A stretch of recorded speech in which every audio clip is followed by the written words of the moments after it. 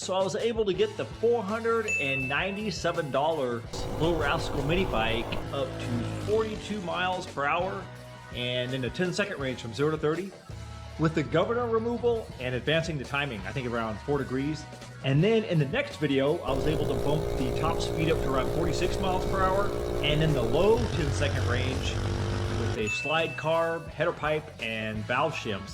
So this time around, to see if I can get the bike closer to 50 miles an hour, I'm going to install this 224, 231 lift cam, a billet flywheel, and 22-pound springs.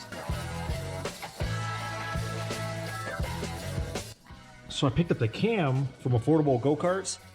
Well, actually, I picked up the cam core off of eBay, off a 79cc Predator, and then I sent it to Affordable Go-Karts, and then they send back a cam with 224 lift and 219 duration on the intake side, and 231 lift with 222 duration on the exhaust side. So it's a pretty good bump from the stock cam. I think the stock cam has around, 170 lift. Another cool part about this cam is you get rid of the nylon cam. So because it's not a nylon cam, I'm not so worried about running more spring pressure, the 22s. So this should be a pretty cool cam for that engine. And then I went ahead and picked up their 22-pound springs and their billet flywheel. And I think the flywheel has 28 degrees timing total. So I think it adds 4 degrees timing. So similar to the timing that's in the engine right now, I think I added around 4 degrees to the stock flywheel with the keyway. So might as well throw the flywheel on here.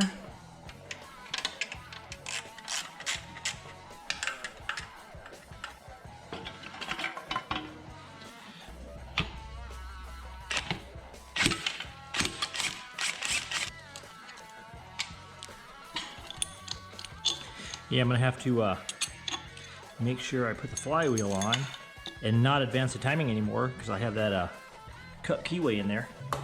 And that thing popped right off of there. Pop this keyway out of here so I can lap that flywheel in. Throw a little valve grinding compound on here. So you have the billet flywheel and then the stock flywheel. I mean, that billet flywheel looks so nice, I don't even care if it runs. I'm gonna leave the side cover off and just look at it. Got that nice rare earth magnet on there. Lap this thing in.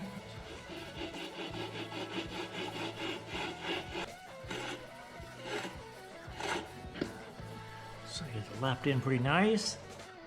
Clean this off on my compound.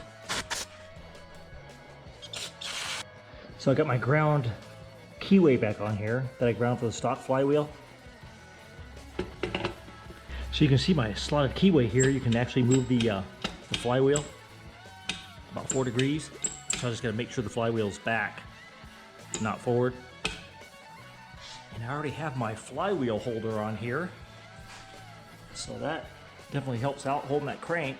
And I used an adapter, a 5/8 shaft to 3/4 adapter, to be able to put that on there. So anyway, I'll tighten that down.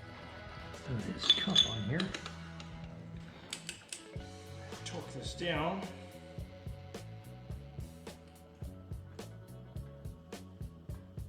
Pull my flywheel holding tool off of here so I can adjust that coil gap. So if you notice, the coil on this with the billet flywheel is setting back off the magnet. So the kit comes with this bolt kit and spacer kit. So you can move the coil out a little bit. So it'll be on top of the magnets there. So move this, throw the longer bolts in there. So this one took a thin one and a thick one to put the coil right in the middle of the magnet. So with this flywheel, I could run a little bit more coil gap. So maybe I'll set it like at 50 for right now, and then we'll see what it does. And then that's another topic for another video. I can test out the coil gaps. So I have one of my 50 thousandths sleeves made up. You run a little bit more coil gap with these rare earth magnets. Maybe it will reduce some of that or drag from the magnets with a little bit bigger gap. So to put this blower housing on here, I think I'm gonna have to use some of those spacers that came in the kit to bump the housing out just a little bit so it'll clear that flywheel. So I think just putting a space on these is good enough where you don't have to space the actual recoil, or maybe you could space the recoil and not actually space the blower housing. But I think either way it'll work. I don't know. I guess we'll find out. Let's see if that works. Oh yeah, so there we go. So that seems like it'll work where it clears everything. So now I will throw that cam in here. Let's pull this valve cover off of here. Pull off those rocker arms. Pop in the 22-pound springs.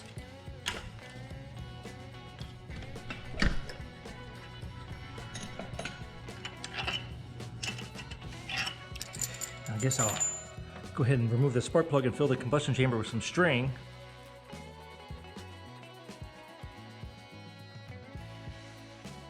Let's pull these springs out of here. Actually, these springs aren't bad for being stock. They actually have pretty decent pressure. Then I have my valve shims in here, so that definitely helped. So we have the 22-pound spring and then the stock spring. So the stock one's definitely a lot shorter. So with the 22, I won't be needing my valve shims anymore.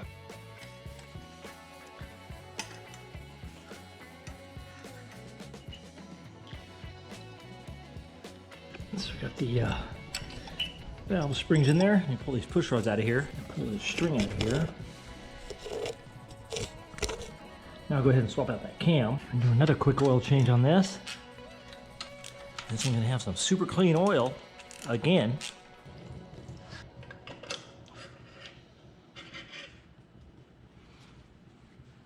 So you have the stock cam, and then you have the 224 331 lift cam. Put some oil on this thing.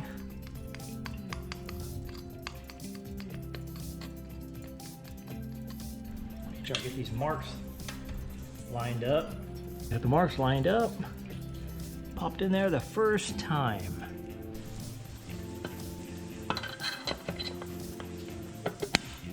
And tighten the side cover down. Man, we got a pretty good storm coming in here.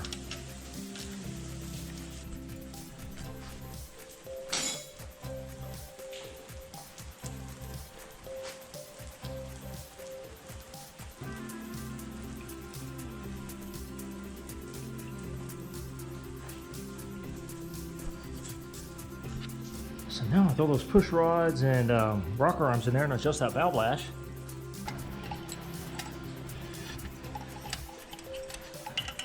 Rocker arms.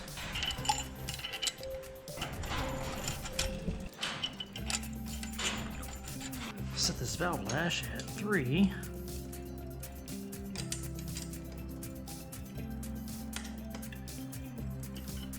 So the valve cover on here, I might as well use this clear valve cover from Go Power Sports. It'd be cool if they had a clear side cover for the 3-horse, because then you can see the billet flywheel. So I think now all I have to do is the clutch, chain, and tighten up the engine, and then the chain guard.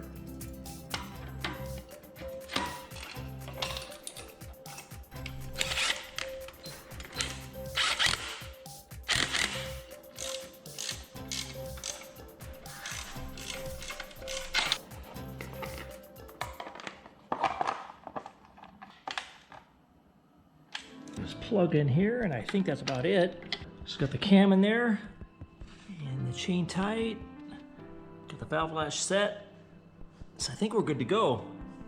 Got oil in it, so let's fire it up and see what it sounds like.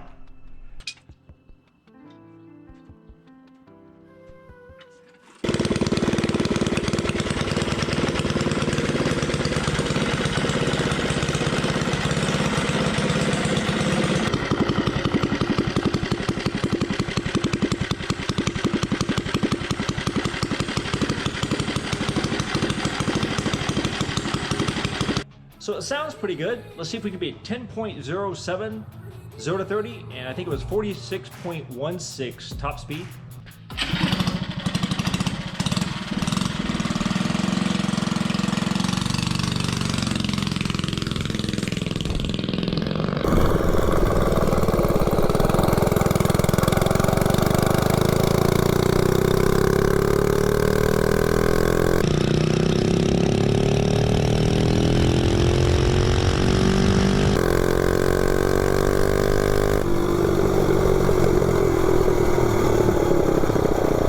Alright, let's see if we can get close to, what is it, 10.06, 0 to 30.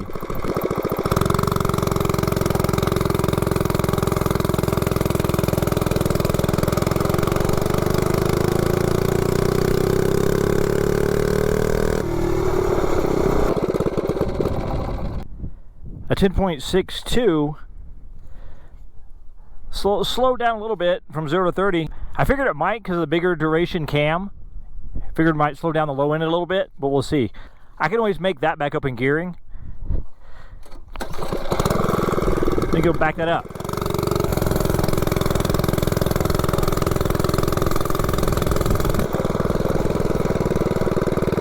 Second time around, 0 to 30.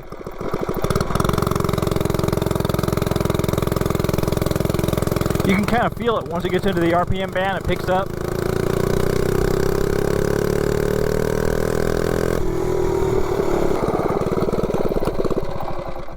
Yeah, you can feel it once that cam gets into its RPM band, then it really starts picking up. Okay, 10.28, so it's not too far off actually from 0 to 30.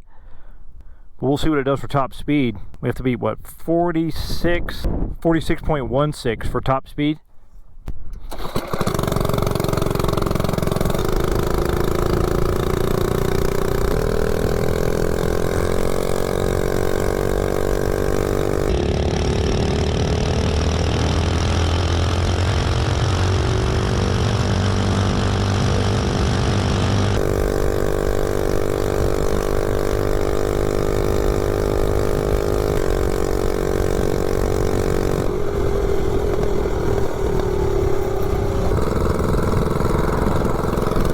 Okay, top speed run, cam, billet flywheel, and 22-pound spring.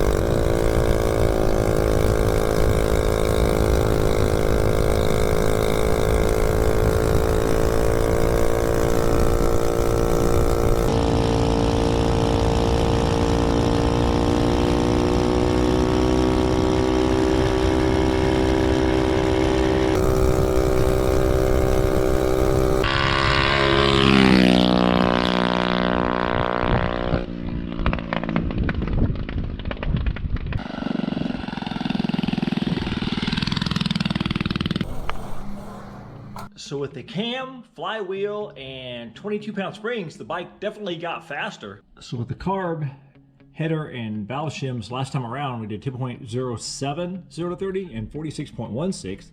Then I added the cam, 22-pound springs, and the billet flywheel. We dropped a little bit of 0 to 30 to 10.28, a couple tenths, and then gained quite a bit of top speed, almost 50 miles an hour, 49.94 versus 46.16. So I think I can regain some of that 0 to 30 time and maybe even some more top speed if I rejet the carb, because it kind of hangs when you come down off the throttle when it's going back down to idle. So I think the low speed circuit on this carb is a little bit lean for that cam and the header pipe, and maybe even the main jet. So I need to pick up some jets for that carb. So I think it has a little bit left in it. So next time around I might do longer header pipe, head work, and maybe some street tires.